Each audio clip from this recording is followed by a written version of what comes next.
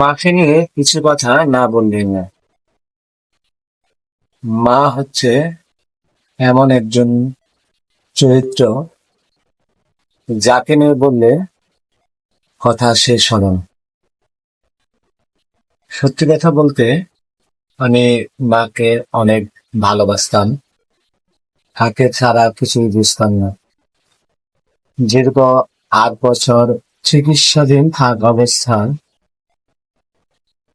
গত ১ বছর যাবৎ তিনি পৃথিবীর মায়া ত্যাগ করেছেন।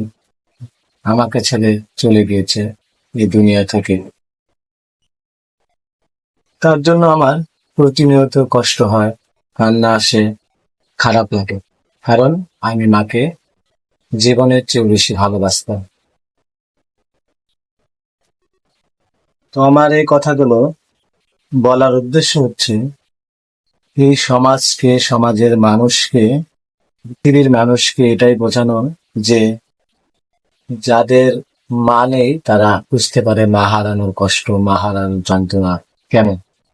আর যাদের মা আছে তাদের উদ্দেশ্যে আমি বলতে চাই যে মাকে যারা এখনো চেনো না, মাকে ভালোবাসো না, মাকে যত্ন করো না, তারা একদিন ঠিকই বুঝবে যেদিন মাকে হারাবে। আসলে থাকতে আমরা কোনো কিছুর মূল্য দিই না, যখন হারিয়ে যায় তখন এর গুরুত্বটা উপলব্ধি করতে পারি যে আসলে যে জিনিসটা হারিয়ে গিয়েছে সে জিনিসটা কি ছিল আমাদের জীবনে। তো ছেলেদেরকে উদ্দেশ্য করে বলতে চাই, যারা এখনো মায়ের প্রতি কেয়ারফুল না, মাকে যত্ন নাও না, মায়ের সেবা যত্ন করো না, মাকে দেখো না, দয়া করে তোমরা মায়ের প্রতি যত্নশীল হও, তাদের সেবা যত্ন করো, তারা কি চায় সেটা খেয়াল রাখো। কারণ মা কারো চিরদিন থাকে না। আর কিছু কিছু ছেলের বউদের উদ্দেশ্য করে বলতে চাই, তোমরা যারা